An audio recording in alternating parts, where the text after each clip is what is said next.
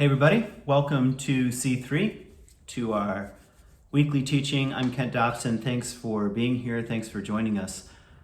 I feel like I want to pause for a moment because C3 is about to transition again to in-person gatherings. And the first thing I want to say is if you have found your way to our community through this online engagement, whether you've been to C3 sort of in the flesh in Grand Haven, Michigan or not, I want to say hi and thank you for participating in our teachings, for listening to our musicians, for helping to support us, for being a part of this kind of mysterious web that is the broader C3 community. So I just want to thank you for tuning in.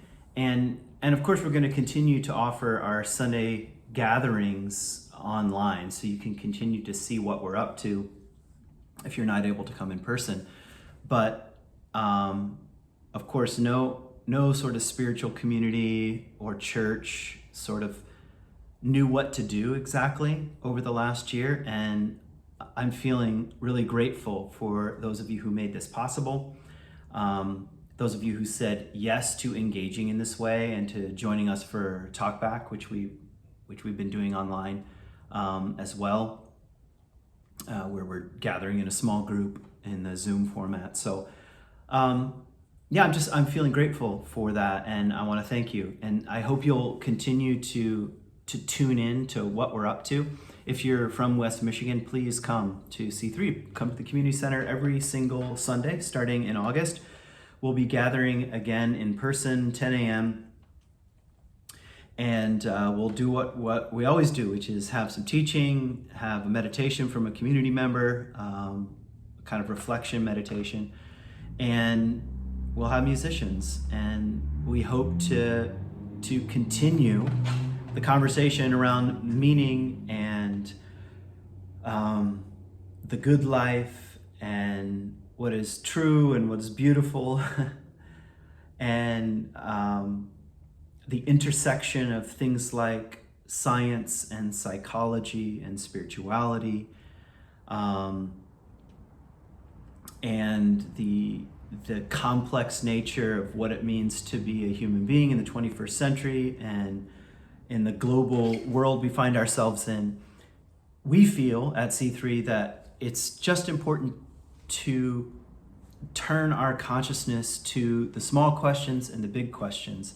And it's just a great gift to be able to do that, not alone, but with other people who are committed to similar kinds of questions. And if you're new to C3 or new-ish to C3, check out our website. In fact, we're working on a website update that'll be coming pretty soon, but you can go on our present one, check out our values. We're a values-based community. Not only do we say we value our values, but we think about them as something to aspire to, something that challenges us as much as helps us name the kinds of things that we're about. So anyway, check out our values on our website. That's probably as much as I want to say right now in terms of introduction. We've been in a year-long series that I've called Meaning Matters, and every week we take a look at a new word, and the word for this month is conversation. And this is the final talk around this word. And I want to try to kind of hover around the listening component of a conversation. That's kind of my focus today. All right, so if conversation is important and deep conversation is important, and if you were around for the first week, the origin of the word conversation actually comes from place, like a house almost, a geographical space. And coming home to a certain space, a certain house, is like what a conversation is. Finding your place somewhere. And it just occurred to me as I started just thinking about this word, we ought to spend at least a week on what does it mean to be a good listener. And that's pretty challenging. So I want to read a poem that has to do with this, that's trying to speak about listening.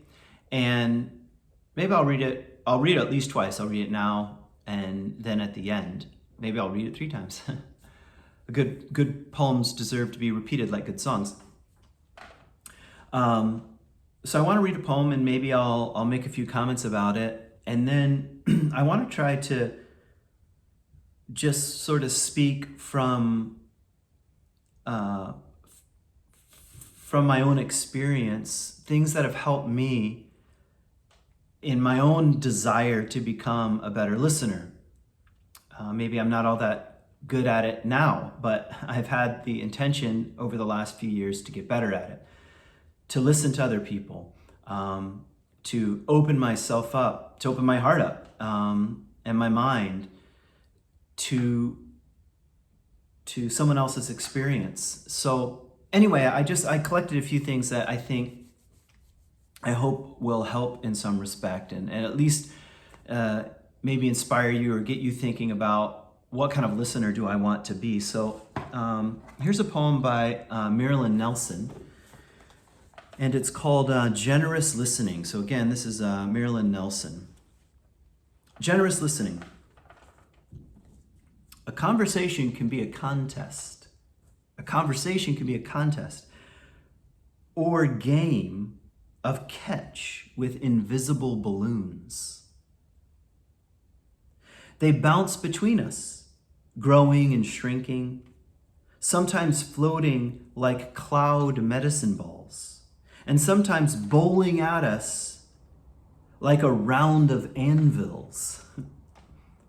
You toss a phrase and understanding blooms. You toss a phrase and understanding blooms like an anemone, I have a hard time with that word, anemone of colored lights, the sea creature.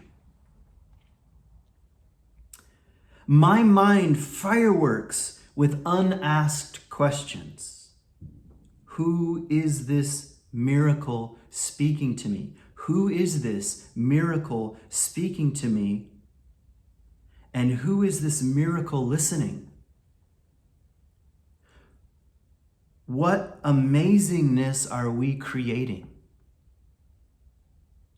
Out of gray matter, a star spark of thought leaps between synapses into the air and pours through gray matter into my heart.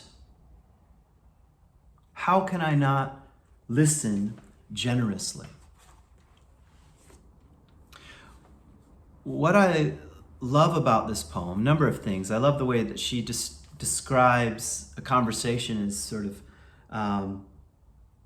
bouncing between, like invisible balloons, sort of bouncing between one another, sparking and opening up, and sometimes coming at us, softly, and other times, like an anvil, she says.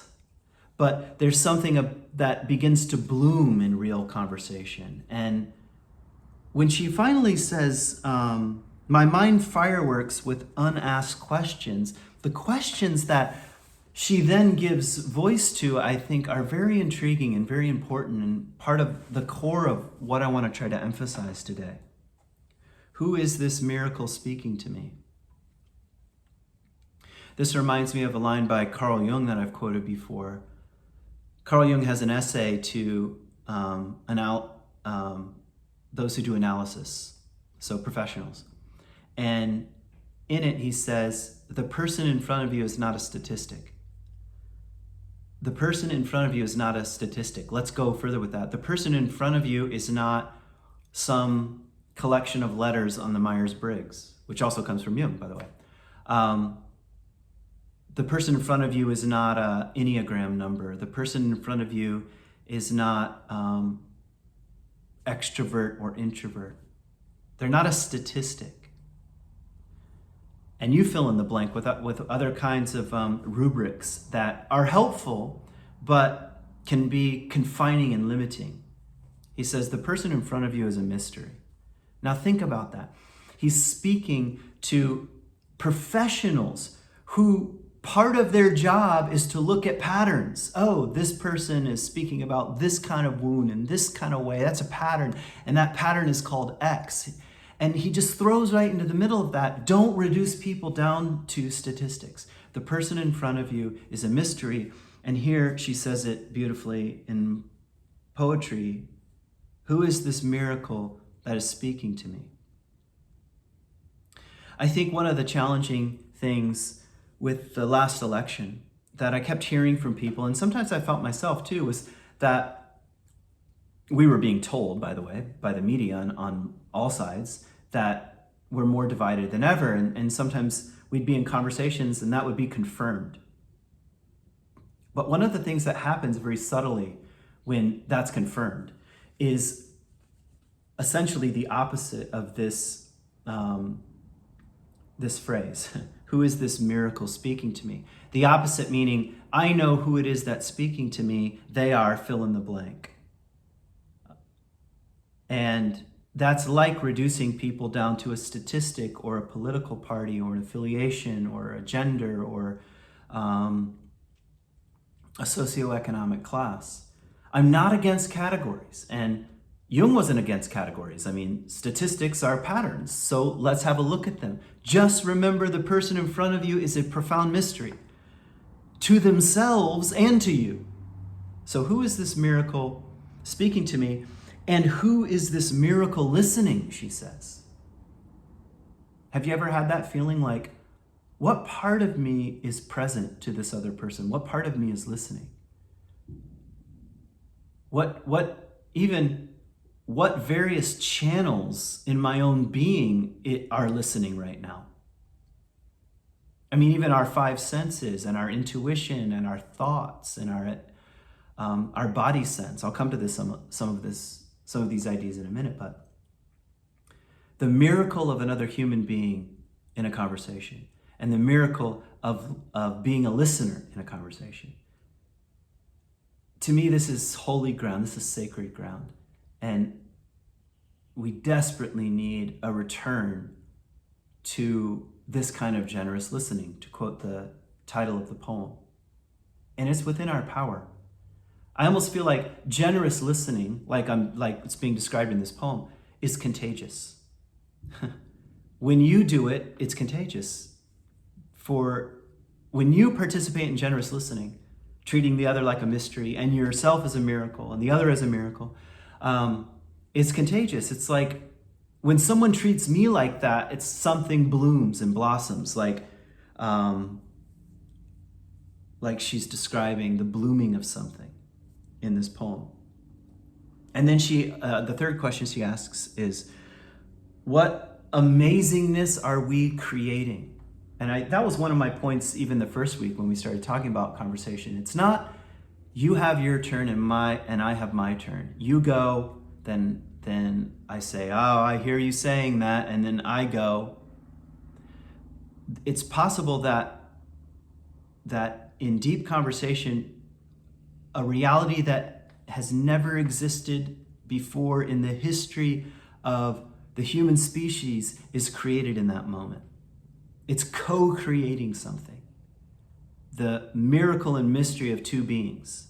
I'm not talking about who agree, two human beings who agree, who are on the same page. Maybe not. It's still an amazingness that understanding, like two balloons, is beginning to pass between people. And maybe it's understanding and misunderstanding, and then misunderstanding and understanding, and it's coming back and forth. And yet that's the co-creation of something kind of unbelievable.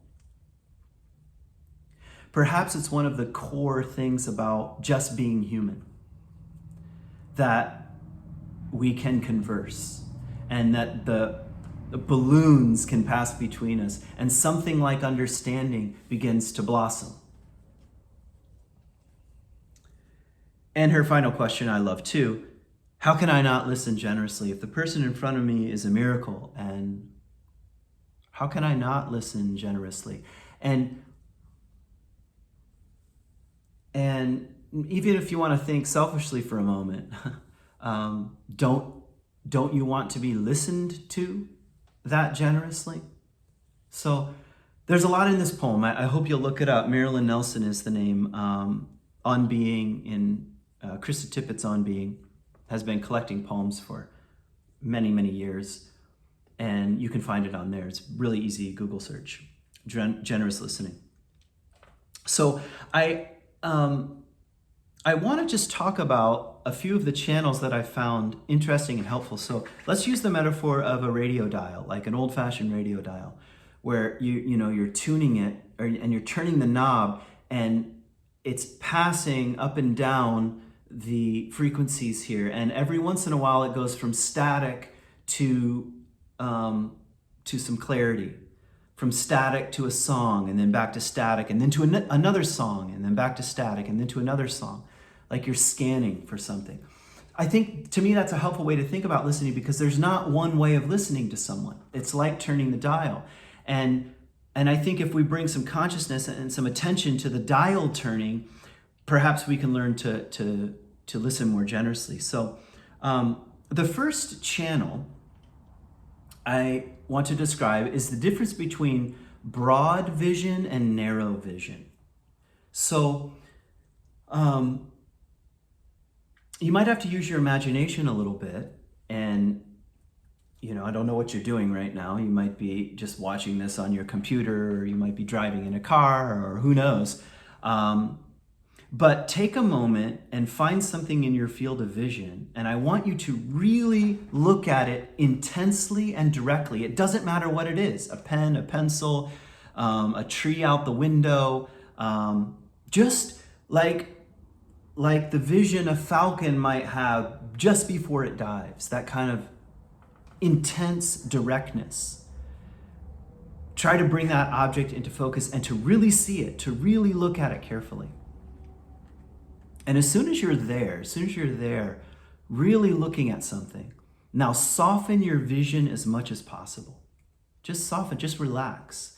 And try to take in the whole field of vision in which that object is related. It's like opening up to your peripheral vision here. So if you're looking at a tree, just the whole landscape in which the tree is found, or it doesn't matter the object. And try to soften that vision and take in as much as possible. Because after all, as human beings, we are deeply interwoven into the web of life and the fabric of all things, and from electrons and molecules and particles and light waves and, all of being. So why am I bringing that in? Because sometimes it might be important to ask yourself, how am I turning the dial when I'm listening to this person? Am I looking with a kind of piercing gaze here? Or is it more important that I just soften and relax a little bit and try to take in the whole and try to let the other person be? Most of the time, I think we need a softer gaze when it comes to bearing witness to someone. It feels uncomfortable when someone's staring at you. So there's an appropriate context for that kind of fierce peering in. But much of the time we need a softer. And that's not the same thing as being aloof. In fact, quite the opposite. We already know bad habits of listening, like I'm just waiting my turn, like I've already decided who you are ahead of time, or whatever. So I'm not saying be aloof, I'm saying just soften the gaze. So try that on the radio dial of possibilities. Here's another one. Here's a frequency knob you can turn. What do I know about this person? And what do I not know about this person? I remember having this feeling and trying to bring some active engagement when, as if politics have gone away, but during the madness of the election, when I would hear people talking, it just was a reminder, okay, turn the dial here, listen, try to listen. And what do I know about this person? What do I not know? Most of the time, if I'm very honest, I knew a few things, But the vast majority of the information about this person, I knew nothing about. That's a very important. If you want to be a generous listener, if you want to be a good listener, find the frequency of not knowing. Find the frequency of not knowing. What do I not know about this person? And there are really simple, I'm not trying to give a talk that's like tips and tricks, but asking, one of the things I love, I just thought of Krista Tippett again. I love at the beginning of On Being on her program, she says to all of her guests, what is your spiritual or religious background? I just love that. That's like tossing a soft balloon into someone's court. You have no idea what you're going to get, you know? Oh, I've decided I know about this person because they voted a certain way. Nope, turn that dial to what do I not know about this person? What's your spiritual or religious background? Where did you grow up? What was your childhood like? You know, I'm just like thinking of generous questions. Those are generous questions. Those are questions that complement the soft gaze, which is not piercing and certainly not my ego has already decided who you are. So find the frequency of what do I know? Because that can be important too. What do I know about this person and what do I not know? Here's another dial that I particularly use in especially on wilderness programs, but it can happen anywhere. But sometimes when you're talking to someone or you're out on a walk or you're sitting on a park bench, try to find the dial, which is listening to everything else that's happening in the place we find ourselves. Like if you're talking with one other person, let's say, what's happening around us? Just noticing. It is actually a way of listening.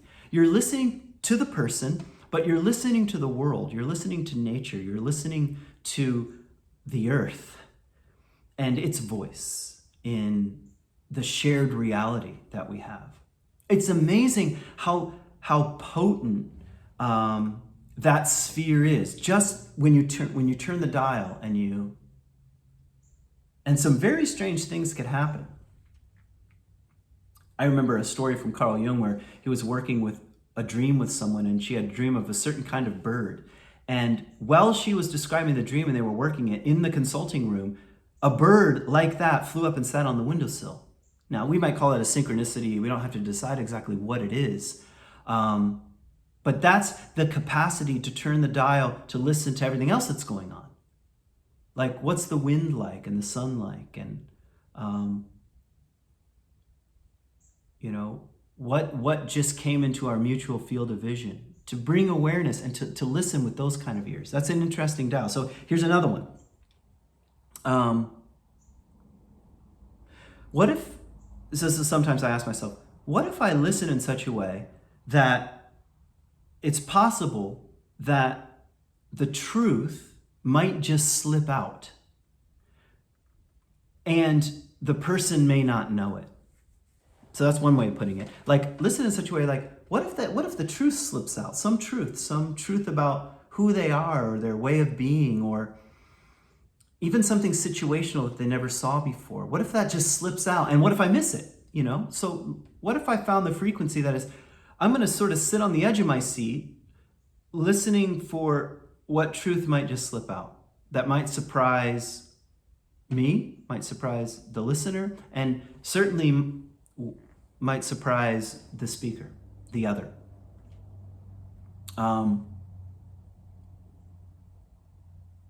Here's another one. Turning the dial into one's inner experience. Most of the time, I don't want to harp on this because I'm certainly not against the mind, okay? But a lot of what passes as conversation is I'm listening to you, and I'm listening to your words, and I'm deciding what these sentences mean. And sometimes I'm even coming up with counter arguments, or I'm categorizing what is being said. I'm understanding it intellectually. I'm agreeing or disagreeing, especially if you're in an argument, oh, I disagree with that, I disagree with that, I disagree with that, or I agree with that, yeah, you're awesome, we're on the same page, how great, a lot of mental noise, and that is, I think, important, but that's common. Everybody knows what that is. It's easy, it comes to us quite naturally, especially in a society that really worships that kind of thing, a kind of rational, post-Enlightenment mind. But the whole sphere of my body and my being is involved in the listening process. Even the senses, like one dial on the field of inner experience is, of course, just the five senses. Let's start there. Smell, taste, might be a bit weird in a conversation, unless it's a very intimate one. Actually listening, like, what am I hearing? What's the quality of this person's voice? The tone, the pitch. What am I really hearing? What am I seeing? I mean, you can listen just as much with your eyes. I think that's one of the things I'm longing for as we're getting back together, just teaching in person, is that when I'm teaching and I'm not looking at a phone, I'm looking at the room, and I'm listening with my eyes, listening for reactions and impressions, and something is happening there. So what do I see in this person's face, or in the way they're holding themselves, and the way they're carrying their body, and when they close up and when they open? And this is part of the dial that can be turned, tuning into your own inner experience, what you're seeing and tasting and smelling and touching, and the five senses. In addition, this is where it becomes a little more challenging, I think, to listen in such a way where you can turn the dial to your own emotional field. What emotions am I experiencing?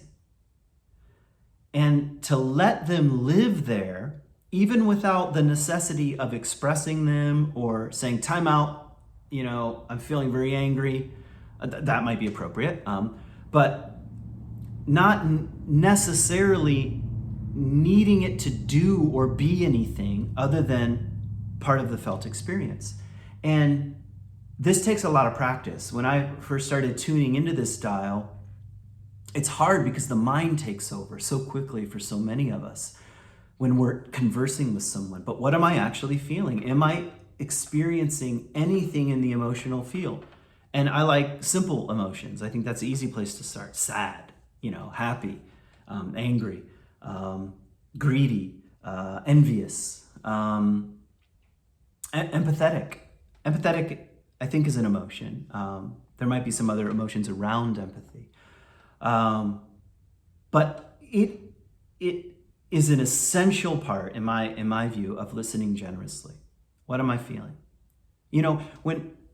When I'm sharing something and someone says back to me, when you were speaking about that thing that happened the other day, it touched something in me. I felt a little sadness myself. And it's like, oh, that's the balloon just passing back and forth.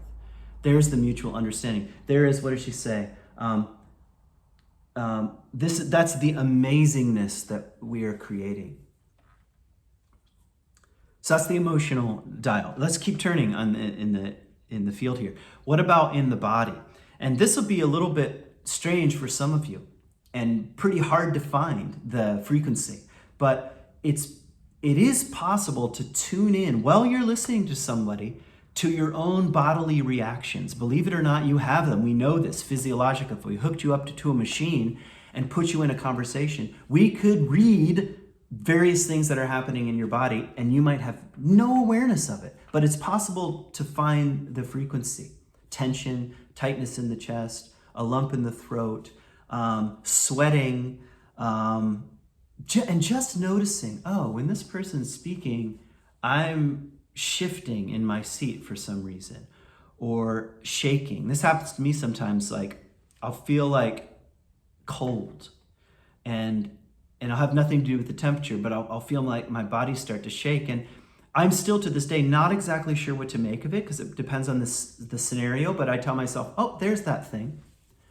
Something's happening in this conversation, and this is my felt experience here. My body is reacting in a certain way, and just noticing it is actually a way of listening generously. When you get good at it, you can actually express those things. You can say, oh, when you were saying that, I just had this lump in my throat, or I felt this weight on my back, or, whatever. Or I felt a kind of glee. I felt my whole, chest sort of rise up. And that's tuning into the body. Couple of other things on the dial. I don't want to make this teaching too long here, but I think two things that might surprise you here. Try to find the frequency, turning the dial as you're listening, that's aware of resistance. Oftentimes, we're resistant to either someone or something someone is saying, but we don't call it that. Would never want to admit that we're resistant to it. We'll shove the resistance down and quickly in its place put a phrase, a comment, a laugh, a joke. But just noticing, oh, I'm resistant to what this person is saying. That's interesting. Is it necessary for me to bring up my resistance? Does this have more to do with me than it does with them? Is this bringing up something from my childhood and that almost has nothing to do with them? Are a bunch of projections and am I spinning off trying to make stories about this person? All because I'm just noticing, okay, I'm resistant to what this person is saying. You can almost sometimes, if it really builds, say, man, I have to think about what you're saying. I just feel some resistance right now. I'm not sure what to do with it. That is generous listening. That's like saying, I really am listening and I'm honest about the experience that I'm having, and I'm not just gonna jump down your throat with the next thing. Okay, here's the final sort of what I would think of as more the field of our own inner experience. Try to tune in to the frequency of boredom. I'm sure you know, because I know the feeling. When I'm speaking to someone, I can tell the other person is bored, So we know boredom happens in a conversation. And oftentimes we don't want to admit it, so we shut the conversation down, we make a joke, we might have all kinds of coping strategies, we might just ignore them, we might walk away, we might pretend to have a phone call, we might look at our watch and say, oh my God, I'm late for an appointment. But actually we're just bored. And boredom particularly can tell us something. It can tell us something about sometimes what the other person is saying, but oftentimes it tells us about our own field of resistance, ideas, worldview, and something is like messing with it a little bit. Boredom is something worth paying attention to. In fact, there's a book by a well-known analyst who works with dreams, Robert Bosnak, and one of the clues that he says about dream interpretation, or he doesn't call it interpretation so much, but working with dreams. And his particular technique is to bring dreams back to life. So he'll have the other person close their eyes and go back into the dream. If you've ever worked dreams with me, I follow largely Bosnak's techniques here. But anyway, let's say someone is sharing a dream and they're deep into it and their eyes are closing and they're telling, and then Bosnak notices partway through that he starts to get bored. He makes a note and he says, there's something about this boredom here, and I'm going to come back to it. How interesting would that be is if you're listening to someone and you suddenly just start to get sleepy or bored, you can make a footnote, say, and you can bring it up later. Well, can we go back to that thing you were saying again and see what happens? Boredom, there might just be a doorway into, I'm going to quote it again, the amazingness that we are creating that you're going to miss. I think that's probably enough. Yeah, it's enough. I've gone 35 minutes about the frequency. So let me end with the poem. Generous listening. A conversation can be a contest or game of catch with invisible balloons. They bounce between us, growing and shrinking, sometimes floating like cloud medicine balls, and sometimes bowling at us like round anvils. You toss a phrase and understanding blooms, like an anemone of colored lights. My mind fireworks with unasked questions. Who is this miracle speaking to me? And who is this miracle listening? What amazingness are we creating? Out of the gray matter, a star spark of thought leaps between synapses in the air and pours through gray matter into my heart. How can I not listen generously? I hope this week you practice some of this generous listening. Peace.